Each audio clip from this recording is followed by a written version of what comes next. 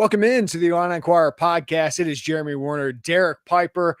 We did this kind of impromptu. It's time to talk more Illinois basketball. We wanted to pod today at some point, but the hard part of this portal and what is going on now is there going to be breaking news at any moment. So the internet connection is good today. We're going to try and go with this live and break down everything that is happening with Illinois basketball. And Derek, that includes Ty Rodgers returning. What? A little bit of a surprise to us, but the last week or so started to make a little bit more sense. Morez Johnson Jr. going full heel turn for the Illini fan base and going to Michigan. Dre Gibbs-Lawhorn, no surprise, going to the transfer portal, and so much happening with their portal pursuits. Derek, how you holding up? Charging the phone nonstop, I would imagine. It has definitely been that for sure. It's wild out there, no doubt, and but it's nonstop. You can't really sit back too much and breathe a whole lot at this point in time, but a lot of things developing. It's certainly fun to follow.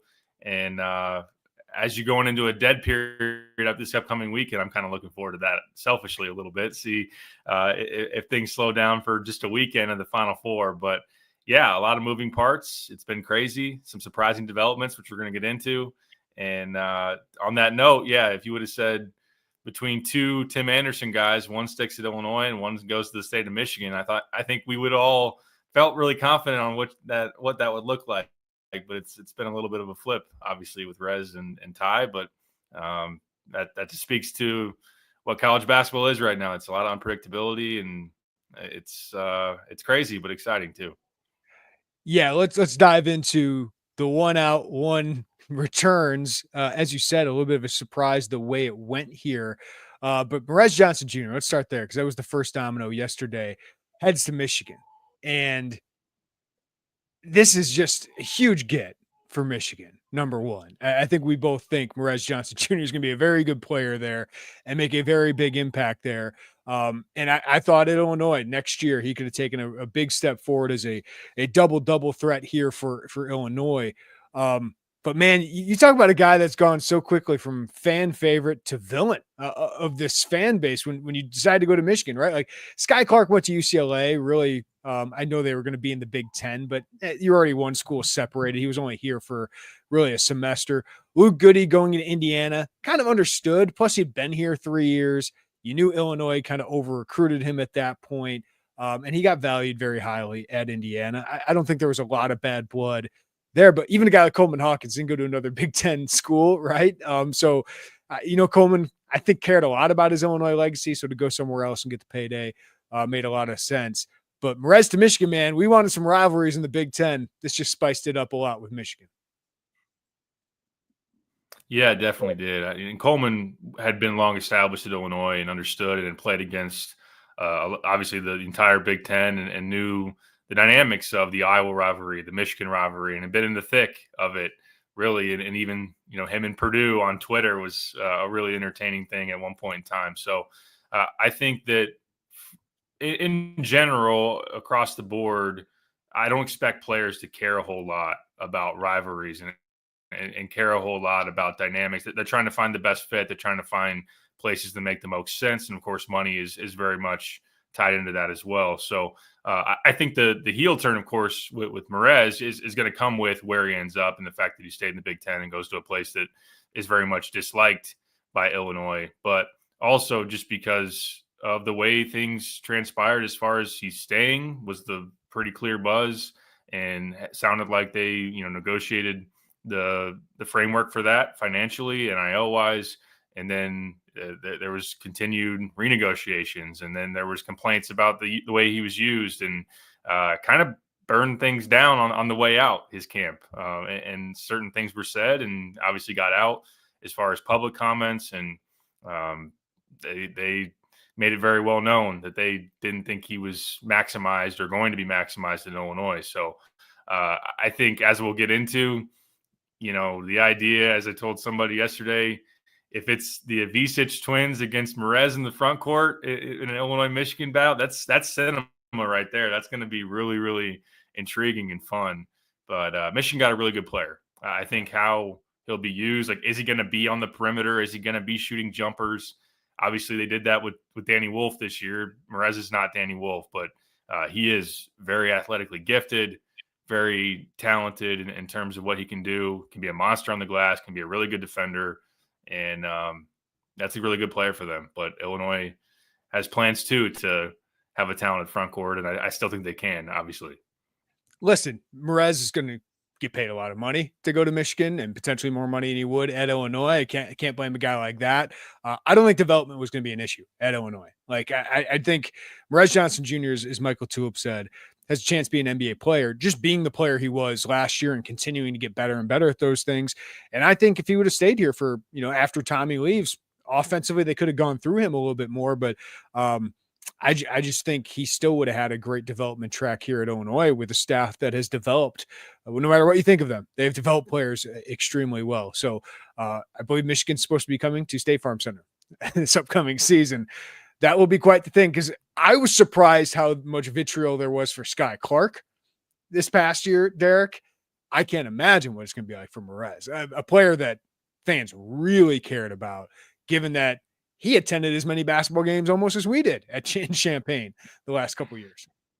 He did. Yeah, that's a great point. I think it will be pretty nasty. And I think that fans will feel like they were betrayed ultimately with the way that went down. And he was an easy to like, just the way that he played was very easy to gravitate towards because of how hard he played, because of how tough he was, and a long-standing commitment and all of that. And Morez was a likable guy, immediate fan favorite as soon as he put on the orange and blue, and even obviously before that as a prospect that turned into a Mr. Basketball. So in 1 year to have that sour and then go to Michigan, yeah, it's going to feel like a jilted lovers, or however you want to say it. As Illini fans will see that, and that's part of college basketball. That's the way that it should be. It shouldn't be a warm welcome. It should be, certainly have some hurt feelings and contentious. And I wonder how Morez embraces that. Is he going to be a guy that I never thought of him as like a Hunter Dickinson type, or somebody that becomes that villain and really wants to be that, but maybe he will be. He did change his Instagram picture to the Joker, the Heath Ledger Joker, after he hit the portal. So, but it does just kind of, as you zoom out, you don't have to zoom out that far. It was less than a week ago that I got a call from his camp saying that portal rumors are not true, and we're sitting here and he's committed to Michigan less than a week later, which is, it's nuts. That kind of gives you a snapshot of what it is. Yeah, you said a year, like how quickly it's turned in a year, and I'm like 3 weeks. Remember, he was returning for the postseason here for the Big Ten tournament, and everyone's so excited to see him back, and now he's gone. It's a huge shocker there, and we'll get to see him in a Michigan uniform, and it certainly adds to that rivalry. All right, Ty Rodgers. You do wonder, real quick. Yeah, go ahead. You do wonder if Ty Streets' alma mater played any Ty Streets, of course, if you don't know, Mean Streets runs that program, if that played any factor here. So just wanted to throw that in there. Well done to put that in there. Ty Streets also coached Ty Rodgers, right, at Thornton. And, Tim Anderson recruit. It goes the other way, though. And, I mean, Illinois announcing this, or Ty announcing this hours after Morez announces to Michigan, great PR. Great job to everyone involved in all of that. And for Ty Rodgers, I mean, nothing's going to endear you more to a fan base than that. I mean, this was already another guy that I think a lot of fans, know there's a flaw to his offensive game, but a guy you love rooting for, Michigan State, like he plays like those guys do. It might not be pretty all the time, but he's the epitome of everyday guys, right? The culture that Brad Underwood wants here. So that really hurt when I thought, he decided a couple of days before the season to redshirt, and it just felt like the writing was on the wall that this was Sincere Harris again. This is a rarity, Derek, that a guy redshirts and then returns. Makes a lot more sense now that Morez Johnson Jr. is gone, because you can have one of these guys. You have a bunch of shooters on this team, and I think they will have a bunch of shooters on this team. But why do you think this makes sense, and what can his role be on this team now that Morez and Trey White are both gone? I think it makes sense because on the front end, where Brad and company had a meeting with him at the beginning of last week, I believe, and voiced flat out that we want you back. We think that you can really help us as a winning piece, and a guy that has developed, and the effort to get older, tougher, more athletic is part of what you can help. And I think then obviously last week's developments where you have Morez going the portal, you have Trey White going the portal, his fit from his standpoint obviously made a lot more sense at Illinois. And I think that probably it made, if it needed to happen, Illinois to continue to push that forward and prioritize him more as far as a role, as far as whatever the NIL aspect of it, how that factors in as well. So I think that if Morez ends up staying, does this go the way that we're talking about it now? Maybe not, because I think that we have mentioned multiple times, and it still holds true, that if those guys are on the same roster, I don't think they play together. I don't think that you're putting both those guys on the floor unless one of them, which you'd hold out in terms of waiting to see it happen, one of them making a real development as a shooter. So without him, without Trey White in front of him, that makes more sense for Ty to want to be in the mix. I think everyone was excited about it, though. I think that the way that he can hit the glass, which now rebounding without Morez, without Trey, is really going to be needed. And he had the fourth highest offensive rebounding rate in the Big Ten the last time we saw him in that 23-24 season. He was a starter on an Elite Eight team. He's very well liked and respected in the locker room. So those are things that they really viewed him and valued. And also I've heard that, with Fletch this past year, they worked a lot on his lateral mobility. They challenged him on the scout team to put him on Kylan Boswell, put him on Will Riley, put him on KJ, all in different, different matchups and different looks that he could go up against and try to slow those guys down. So defensively, I've always liked the idea of who he can be defensively. He was kind of in bad matchups the last season that he played, having to guard point guards and whatnot, but I think he can help you there as well. So I'm interested, and we've talked about this, amongst me, you, and Joey. Like, what is Ty going to say when it comes time to talk about this, and how much will he dive into it? But maybe it's a reminder that, and it makes sense for Illinois to not burn a bridge. And I think just in general, because Ty is so well liked, they were going to, they weren't going to alienate him or make him,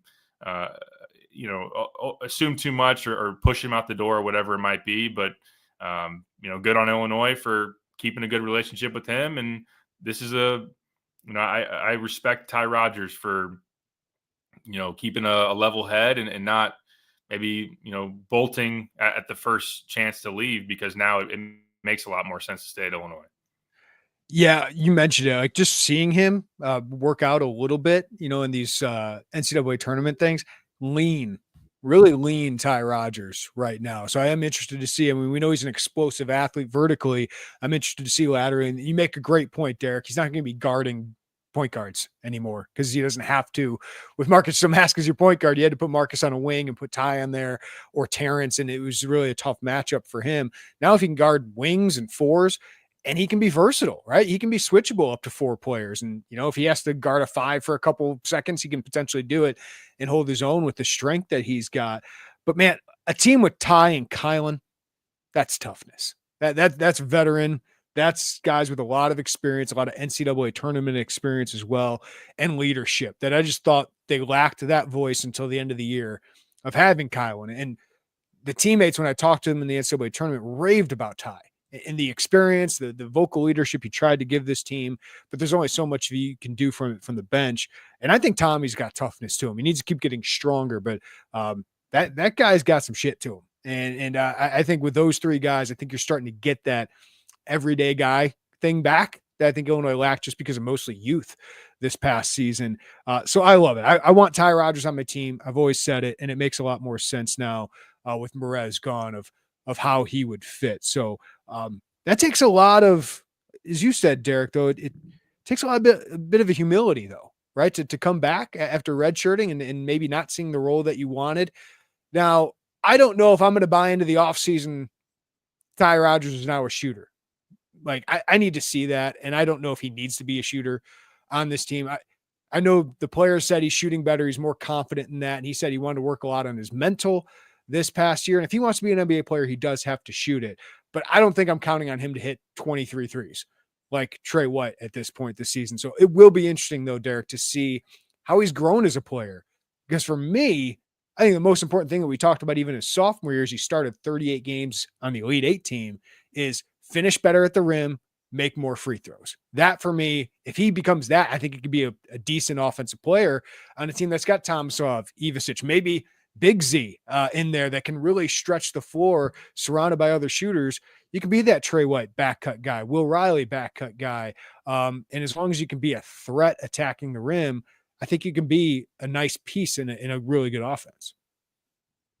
Yeah, I agree with all that for sure. And I was looking back today at his rim numbers. He went from his freshman year to his sophomore year, 52% at the rim to then 59. So that was a good improvement. He was better in that area. Free throw shooting wise, he did take a bump up, but still he's only a 52% career free throw shooter. So that needs to continue to improve as well. And he's got we've said it a lot with him, the physicality to attack the rim, the athleticism to draw contact. And that's important for him to capitalize on that if he can at the free throw line. And you think about having him in late game lineups. You don't want him to be somebody that teams will pinpoint to try to put at the line.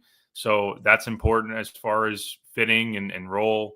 And I think I love the idea, like you mentioned it, the cutting that Illinois had, especially late in the year, off of Tommy at the top of the key, and Will doing it, Kylan doing it, Trey doing it. Ty can be a really good cutter. One thing I wonder about is the cross match, which of course was a factor in late in the year, really from the Purdue game on, for a lot of teams to say, okay, our 5-man's going to guard Ty Rodgers.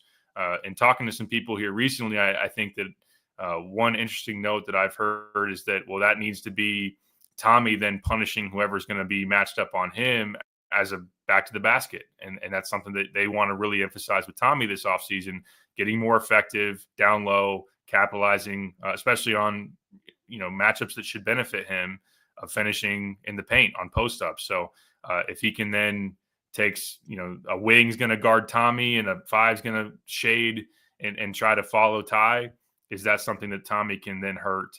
And then you send that double, then Ty's kind of on that opposite baseline. So, but yes, I think that can Ty be somebody that makes a 15-footer, makes more runners? He's tried a lot of runners in that last season and wasn't super efficient with it. But just something that isn't at the rim. Can it be a 10-foot runner, floater? Can it be a 15-foot jumper? Can it be an occasional 3 if he's left wide open and dorked? I think that's something that you want to see with him ultimately. But, yeah, I think that floor spacing 5s, especially if you get 2 of them, if you have Tommy and you end up getting Big Z as well, that helps you play a guy that is a non-shooter, or at least a guy that doesn't want to take a lot of shots outside the paint. Would you bet on Ty Rodgers being in the starting lineup opening game? I wouldn't as of now. I think it's a very real chance to happen. If you do get, say, if you have Kylan and you have Tommy, if you get Josh Dix and you get Jaylen Sellers, that might be a situation that then that 4 spot, which Ty could maybe be the answer there, but also would you consider starting Big Z and Tommy together? Would you consider going out and getting a 4 that is that answer and starting there? So I don't know for sure. I'm sure that Brad would give you the line that he always loves to give. Number 1, you guys care too much about starting lineups. And number 2, I don't know who I'm going to start at this point. So I think it's a little early to know. My whole point of that, asking that, Derek, is like, if you're Ty Rodgers, you had to hear the right things from Illinois, right? To come back to this situation where I don't think he's coming back again for the 10 to 15 minute a game role that he probably would have had this past season. And it felt like it was kind of a square peg in a round hole. I mean, if I'm Ty Rodgers, if I'm coming back to the team that went and got Trey White, that went and got Ben Rickhouse and some of these other guys, like, I'd probably want to hear some really positive things that I'm going to play a huge role in this team. No doubt. Yeah, that's important. I'm sure also, though, as you kind of thought about where Ty would go, and there was a decent amount of at least speculation and understood why it made sense if he went to Michigan State, would he start at Michigan State if he transferred there? They could bring a decent amount back. I know they've had some guys go in the portal here recently. So that's maybe something that, especially when Cohen Carr is there and he's way better of an athlete than Ty. Ty's a good athlete. Right. So that might be something that went into consideration as well. But I think just in terms of role, like I wrote this up in the Sellers breakdown, but Ben Rickhouse, who may or may not be back, played 28 minutes a game in Big Ten play. You've got Will Riley, who played 25 minutes a game in Big Ten play and is a projected first-round pick. Trey White, who played 24, 25 minutes per game in Big Ten play, and he's gone. So there's a lot of opportunity to just fit right into that, play 25 minutes a game. And I think that would be something that's around what Ty did ultimately when he made all the start. He started every game, but he still kind of was in that 25 minutes a night. And I think that would be something they could present to him as a real possibility, if not likely. For sure. All right. Dre Gibbs-Lawhorn to the transfer portal. Not a surprise here. Role really went down late in the season. He had that great stretch when Illinois was struggling and they need somebody to step up, and he was averaging double digits for about an 8-9 game stretch there. And really was a big positive, but he didn't score in his last 8 games and barely made an impact anywhere else. So I just think he's got to go the pods plan here, right? Like find a high usage role. I think at a lower level, mid-major, I think would be phenomenal for him. I think he could be really, really good there. But as great as some of these flashes were, and as great as that one stretch was in January and February, there's just an inconsistency here. He's still an inefficient shooter, 25% on almost 100 threes this past season, which seems crazy, but he shot that many this year. And just defensively, he didn't make as big of an impact. And when you have Kylan Boswell, there's just a role that's limited there. So I think this makes sense for Illinois to free up that spot. And I think this makes a lot of sense for Dre Gibbs-Lawhorn. And the one thing you love about that guy, you never questioned his intensity. You never questioned how hard he'd play, how hard he'd work. So I really like Dre Gibbs-Lawhorn, but I just think this is one of those that it makes sense, Derek, to go find a role where you can really, really shine and really have some freedom, which Illinois just had enough good players in KJ and Will Riley and Kylan Boswell. It's like, it's hard for it to give him the 20, 25 minutes I think DGL needed to be what he could be, to get to his ceiling. I agree with that. I do give him credit for sticking it out for a second year when a lot of expectations were that he would be one of the highest likelihood guys to go into the portal after last season, based on especially just flat out what his mom was saying on Twitter and all of that, and how he didn't get a lot of opportunities down the stretch of that year, although he did play more in the NCAA tournament. So yes, now that he'll be an upperclassman, now that he has 2 years left to maximize his playing opportunities and everything, he should go somewhere where that opportunity is there. And I think it would be probably most likely at the mid-major level or something along those lines. And it makes sense for him to want that. He's a talented enough player to take that on and have a chance to make a real jump in a bigger role. Illinois, just like you said, had Kylan and the way that their roster goes, I don't think that it doesn't make sense for them to solidify Dre in a starting role or in a huge role going into next year. That would be risky based on, like you said, some things that he still needs to clean up on shooting the three, getting more consistent defensively. He still makes too many mistakes on defense. And I think it'd be a fair thing to come back on his end. And if you were trying to defend Dre and say, well, he's not as consistent at certain things because he doesn't get a chance to play through a ton of mistakes. He doesn't get a chance to play a lot of consistent minutes. And that's just where the fit for him to go somewhere else would make a lot of sense. So this has not been something that comes as any surprise. And I think Dre's well liked and Dre played hard, but just better situation for him in terms of getting more minutes, and Illinois will be fine. I think hopefully they find a nice piece, especially as a second unit guard that can come in and give them some good production. Yeah, I have no doubt he can score at the Division I level. Like I think he can do that as he gets more playing time, and I think he deserves that. As you said, I have a lot of respect for him. The one thing I think he's got to get better at for sure is making others better on offense. His assist rate was really, really low, but I do think on the ball he can become a better defender. Just needs to be more consistent on that end. But again, I think it's all playing time. I think it's more opportunity for Dre Gibbs-Lawhorn, and I can't wait to see where he gets that opportunity. All right, Illinois has a lot of work to do, Derek, so let's dive into some of these portal pursuits. If you're not a VIP member right now, it's a great time to do it. 50% off, more than $60 in savings at Illini Inquirer. Derek has been all over this. We got our transfer portal big board. He's broken down how some of these guys would fit at Illinois, but there are so many possibilities, and it's time to add to the roster, Derek. Like sometimes it's a long process, as we've gotten to know over the last couple months. It's why when some guys enter the portal, you need to wait a month or two to really know what Brad Underwood can do. But seems like they're getting some momentum here on the trail. But we'll see how this all turns out. But Josh Dix visited this past weekend. Got a lot of big time suitors. Kansas, he went there. He's visiting Indiana, and Creighton is in the mix as well. So where do you think Illinois stands with Josh Dix right now? Because he feels like, man, if he's not priority 1A, he's certainly 1B to have a proven Big Ten scorer, shooter, shot maker. I know Illinois fans want athleticism, they want some defense, but they also need shot makers with Will Riley and KJ, most likely both heading to the NBA. Absolutely. And yeah, he is just a prolific shot maker from three, from the mid range. Feels like he can do more in ball screens, which he graded out really highly in at Iowa this past year. And obviously, Illinois is losing a lot of ball screen usage with KJ and most likely with Will as well. So I think that's something that's very attractive to Josh as he's looking forward, not only to just, having a great senior year, but thinking about the next level and thinking about the way he can be developed. I think also Adam Fletcher, I've heard, is a big asset, which is no surprise. I mean, that can be said in most cases in most recruits, but he could use some just maximizing what he can do physically from a strength standpoint, from an athleticism standpoint. That's important for him, again, as he's thinking about the next level. So I think the fit makes a lot of sense. And Illinois has pushed really hard here. They love him.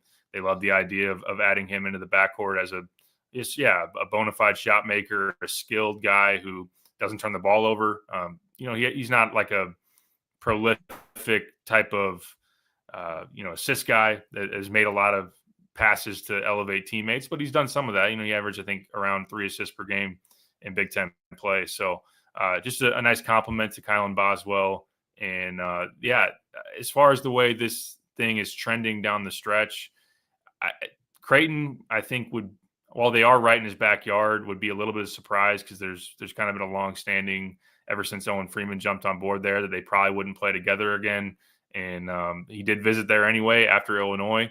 So I guess we'll see where that goes. But if they just took a scoring guard today, not to say they can't end up with both of them, but I wouldn't expect Creighton as of right now. It seems like Kansas, the buzz on them has been fading here in recent days. They were the first visit for him.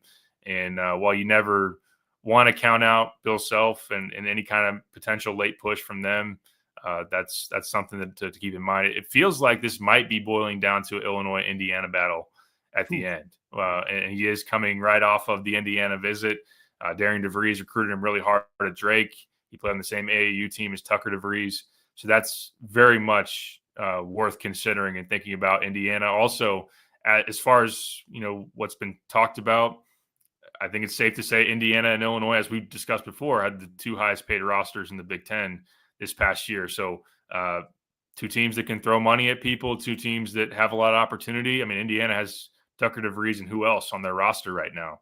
They tried to go get Ryan Conwell from Xavier, and he ends up going to Louisville. So that might have even lit the fire even more on them trying to push for Josh Dix. And I know Illinois is pushing hard. So, yeah, that would be a really interesting kind of first – one of the early moments of DeVries' tenure at Indiana is a big battle for Josh Dix against Illinois. I'm thinking here, like Indiana program sells itself, the DeVries tie. I just think you think of Illinois' fit, right? Like Tommy and Kylan together, and they're going to add some more here. Like Josh Dix, like the space he'll have with Tomislav Ivisic would be different than he's got with Iowa. And I just think the ball is going to be in his hands a little bit more to make plays. You talked about, like, he's not a primary playmaker, Derek, but you do see, like, in pick and rolls, he can body people up, get them on his hip, and score in the mid-range. I mean, he tore up Illinois in the mid-range, was it 2 years ago? And then we know he can just get ridiculously hot from three. So just a definite shot maker. And you see the way that Will Riley was used, or, I think he's maybe a little bit more similar to Will Riley than a Marcus Domask, but Domask with his body size and the strength that Domask added, like, found a way to get in the professional leagues and set up a really good career here.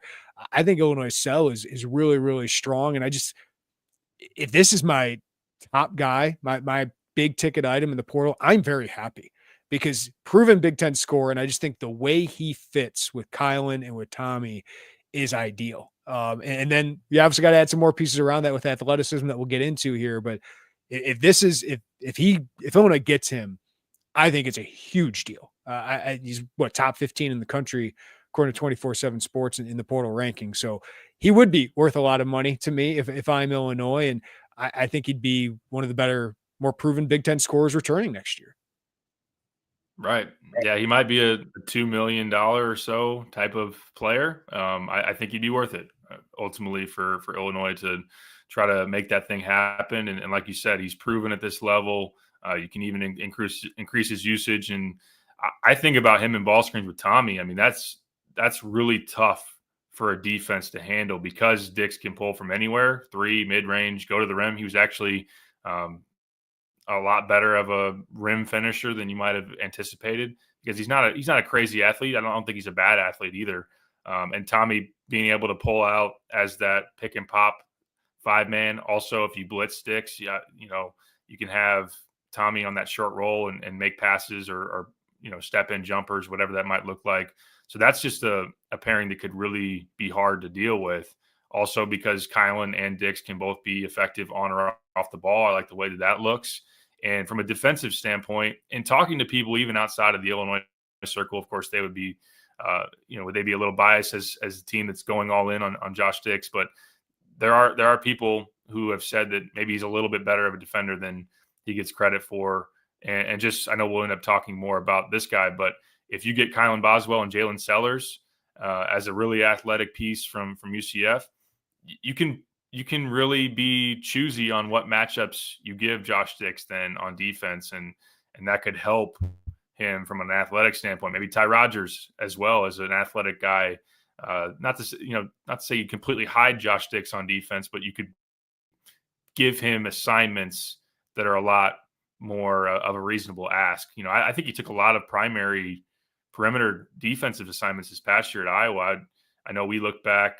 We did it for the radio, actually. We looked back at the Big Ten tournament. He was guarding KJ because Iowa just didn't have a lot of options there, so that might be something that could help him if he's just surrounded by more athletes and just a better defensive, really everything. Actually have some rim protection. Yeah, I just think the situation, just offensively, because you actually have a center that can, after Freeman got hurt, but Freeman didn't space the floor like Tommy. So just, as you said, he can finish at the rim. And somebody asked in the chat, would Illinois actually let him shoot mid-range? At his rate, yes, I think they would, because he could be very, very effective there. But the other aspect of this that I find really interesting is the Fran McCaffrey connection here, because Fran and Brad think the world of each other. So I wonder if he's asking Fran's opinion, Derek, I would think he'd say, hey, Brad would be a really good fit for you. I agree with that. Yeah, I think that there's no doubt. I had heard that Brad and Fran had talked since Fran had been let go, obviously, as you can imagine, and that there were discussions about some of the guys that would be available off of Iowa's roster. So it wouldn't be surprising if Josh Dix and Fran have had at least one conversation. And yeah, I think that Fran would have a lot of good things to say about Brad and just in general. I think Josh, having played against Illinois, gone through scouts, just seen that up close, it's easy for him to recognize that Illinois runs an offense that is similar to Iowa, just in terms of some of their, the tempo, the 3-point shooting, all that kind of thing. And then just it's a fit that makes a lot of sense as far as the on-court basketball goes. Speaking of fit that makes sense, Jaylen Sellers, UCF transfer guard, Illinois, you report, Derek, that they went and visited him this past weekend and they've made him a priority. And I'm forgetting the account that does all the YouTube transfer portal cut up videos, but they're great. They're phenomenal. But you turn on Jaylen Sellers transfer portal highlight video there, and I just go, that's what Illinois was missing this year, is that explosive guard who can get to the rim, finish at the rim, put pressure on the rim, and most of all, Derek, score in transition. Illinois was awful scoring in transition. And then you think of length, athleticism, explosiveness, and just the ability to play defense. I don't know if he's an elite level defender, but he certainly would be an upgrade over what Illinois had athletically on that end. The downside is he only played 3 games last year due to a back injury. So if you're making the TSJ, Terrence Shannon comparisons, there are some there. He's not quite as large as Terrence, but 6'5", 205, Derek. What do you think of Jaylen Sellers' fit in Illinois' pursuit of him right now? I'm with you. And watching him, I went back even and watched a good chunk of when he played against Kansas 2 seasons ago. And on the defensive side of things, I think just his athletic profile could help Illinois. He started in that game. He was guarding DeJuan Harris, ended up in a switch, and was on KJ Adams. I mean, he's 6'4", he's physically strong, he's got leaping ability to contest at the rim. But really, I mean, I should start really with his scoring. I mean, he's 16 a game in the Big 12, which was fourth in that league, a really good league 2 seasons ago. You do have to take into account and vet the process as far as the injury goes. Back injury that he sustained in an exhibition game last fall, actually was taken out on a stretcher, tried to return for a few games mid to late December, and then shut it down again. So he says he feels great from what I've heard. I think Illinois, and talking to a lot of different people, have been made to feel like he is in a good place physically. But like you said, Terrence had back issues coming in from Texas Tech, and obviously they got that right. And I think Fletch, his experience there would be a sell to Jaylen Sellers as well. But yeah, I mean, transition is an area where he thrived. And that's something that I was digging up those synergy numbers on transition, and Terrence by far and away was the best in the country that year, which is a surprise to nobody. But Sellers would have been, I think, third in the Big Ten if you look at his transition numbers, right behind Tony Perkins there for second in the league. So I think that's something that Illinois really needs to be able to get more of a shot in the arm there. They were in the 270s nationally this past year in transition points.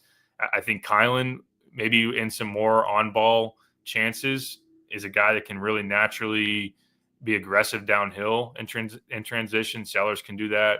But yes, again, to go back to more athletic, tougher, older, he fits all of those things. And he's got to be, I couldn't find his birthday. I spent some time there, but he's got to be 22, 23 years old. He'll be in his 5th year in college. And while we use TSJ as a bar, or not a bar, but just you see some parallels.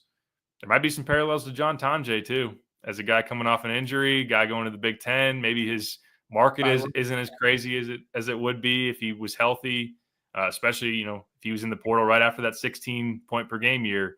Maybe this is a different kind of chase. So could he do some of those things in the Big Ten? That's worth wondering too.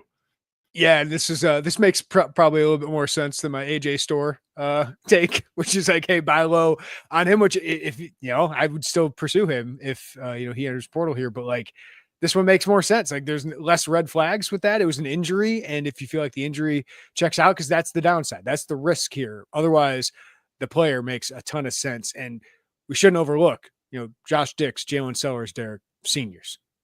Old guys around Kylan Boswell, Tomislav Ivisic, Ty Rodgers, older team. Like that has to be the pivot. It was awesome seeing these one and done draft picks, but man, like you surround your veterans. It has a lot of 24 feel, right? The 23-24 season where you had Terrence and Coleman, had to surround them with some veterans. So Quincy Guerrier, Justin Harmon, Marcus Domask turned into obviously better than you even thought he'd be. But that's how I would pivot if I were Brad. It's like, yes, you still need that level of talent. Maybe you can go get a Dame Sar. We can talk about that here in a second. But you still, if you want to win and go far, usually you need to be older. Absolutely. And that's not to say you can't, like you mentioned there, you can still covet Dame Sar and try to have a high upside freshman. And he's not going to be like a lot of 18-year-olds because he's playing right now on the Barcelona A team and actually, has made a start or two and is doing really well here. You hope maybe not too well to where he's like, no, actually, I'm going to go to the NBA as far as this upcoming season. But yeah, I mean, he's been really impressive. And you could still have that be a really nice piece, but a nucleus of older guys. And like you said, kind of going all in on a couple big returners in Kylan and Tommy, if you do, especially Tommy. I think Kylan is very well solidified with Illinois. And I expect Tommy to come back.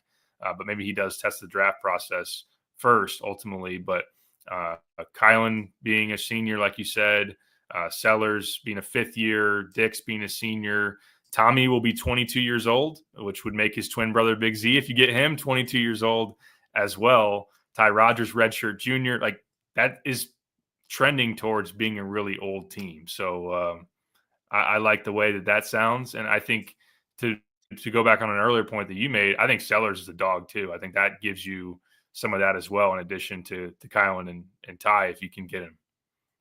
Sellers doesn't preclude them from getting Sar, right? Like I've seen somebody in the chat. Like I would think you'd want all of that. Right. Yeah. I mean, I think you'd have to maybe massage it a little bit if you do get like Josh Dix, Sellers, and then try to continue to be as right now. I still think you're the favorite for Dame Sar. So how does that fit in terms of, are you going to start all three of those guys? Is there communication on what that looks like? But I mean, you got Will Riley and you beat Kentucky out for him. And I think Will probably thought, or at least knew, he had a good chance to start, and he didn't early because Trey White was, but ultimately trended into that. So you have to navigate some of that. But ultimately, yeah, as far as what Illinois' approach would be, full steam ahead on all those guys. All right. In the group chat, we were bringing up Zvonimir Ivisic and the potential of him with playing with Tommy. And now he's in the transfer portal. And Derek, 14 feet of Ivisic is just, it's something I can't get out of my mind. To have both those guys on the court at the same time, a true twin towers. But how do you think this would work? Because for me, it makes all the sense in the world. Like, I think those two want to play together. Obviously, they're both very talented.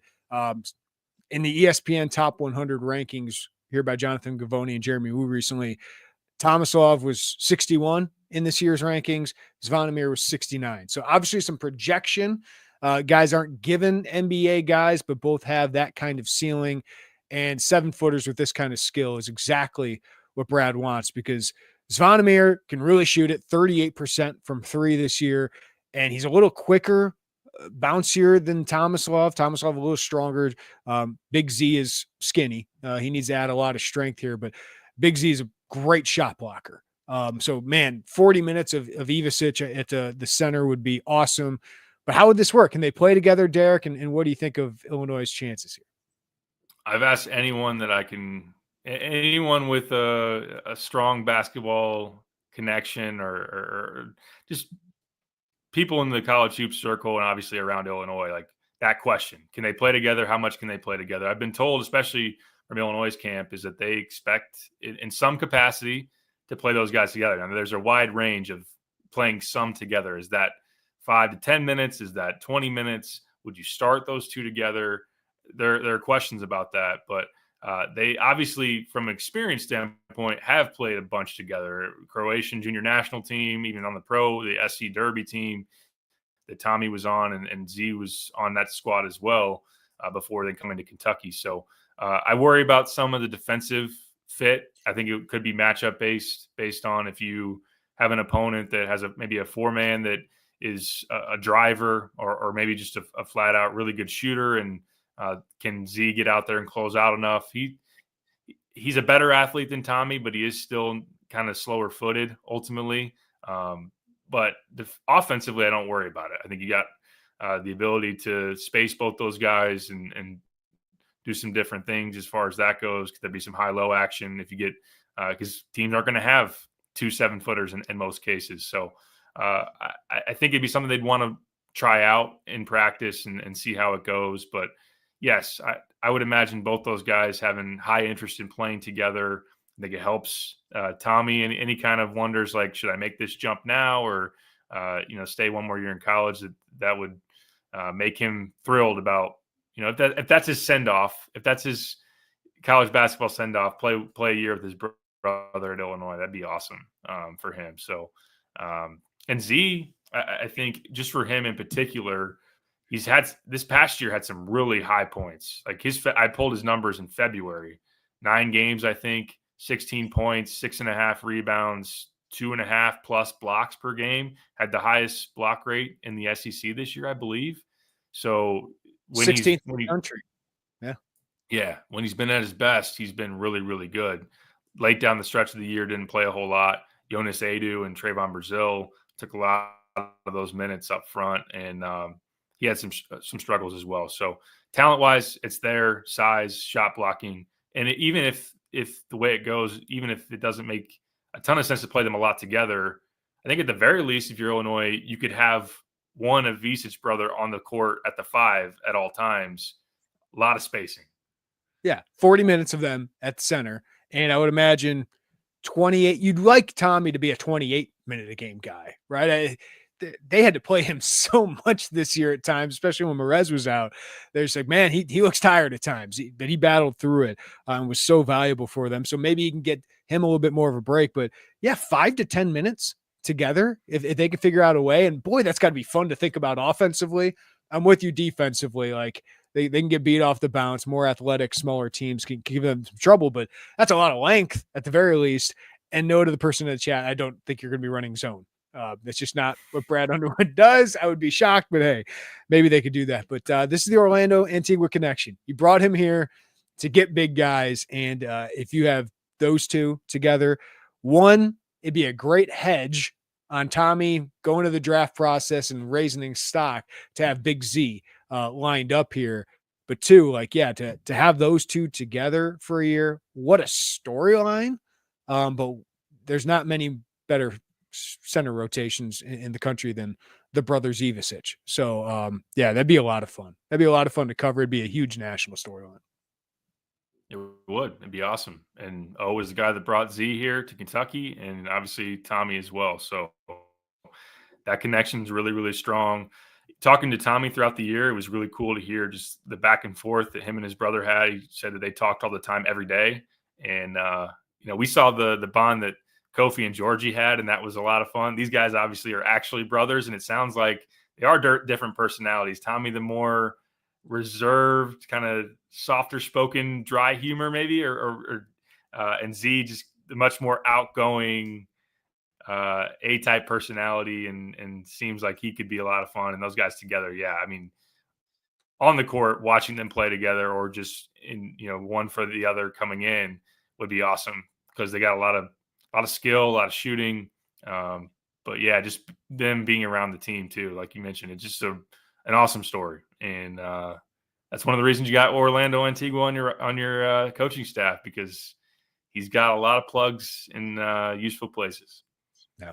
All right. What else here, Derek?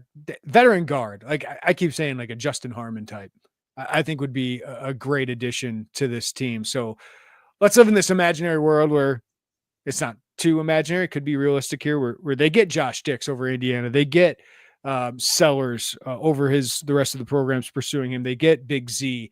For me, it'd be a veteran guard, just another guy that, you got Keaton Wagler and Brandon Lee coming in, but with Dre Gibbs-Lawhorn gone, I think you could use that Justin Harmon level presence. Probably a mid-major guy that wants to play at the higher level, that's willing to be a sixth man, but is willing to play, that could be 10 to 20 minutes, maybe more in certain games where, you just have a capable guy who can run an offense. Like until Dre had his spurt, they were really missing that behind KJ.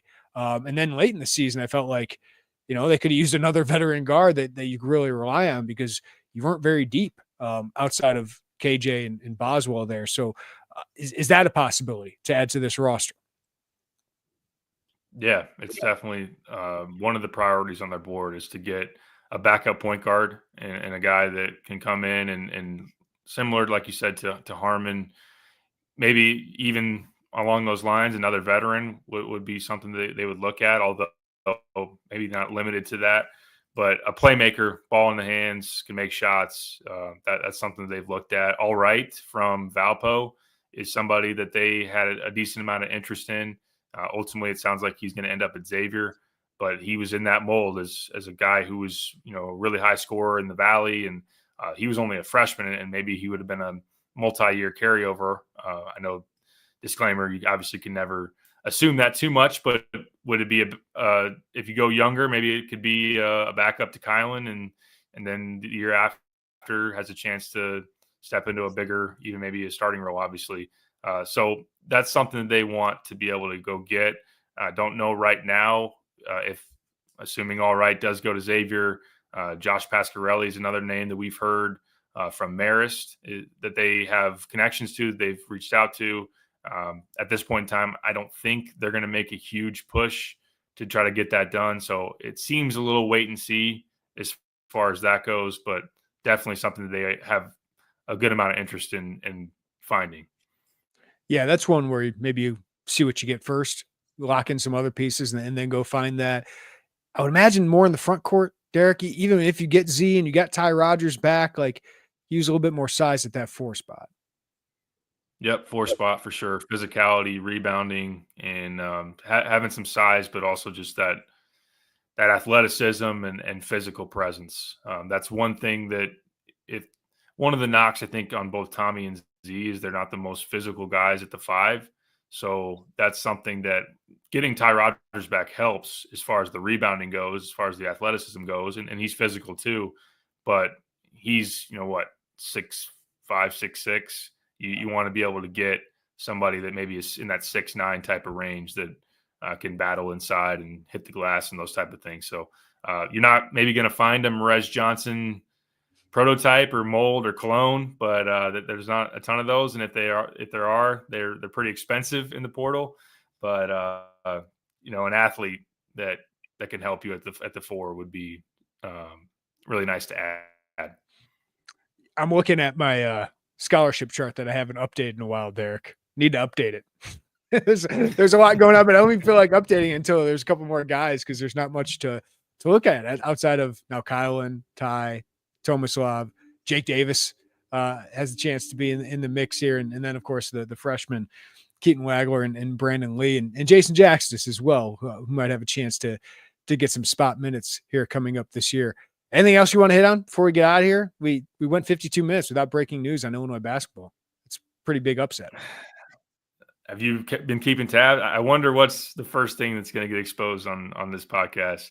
No, I think that as of right now, I haven't checked my phone that we're up to date. But that is kind of. I think some dominoes are probably going to fall here pretty soon. It sounds like Sellers will make a decision probably this week. Dix, I don't think it's going to be too long of a wait.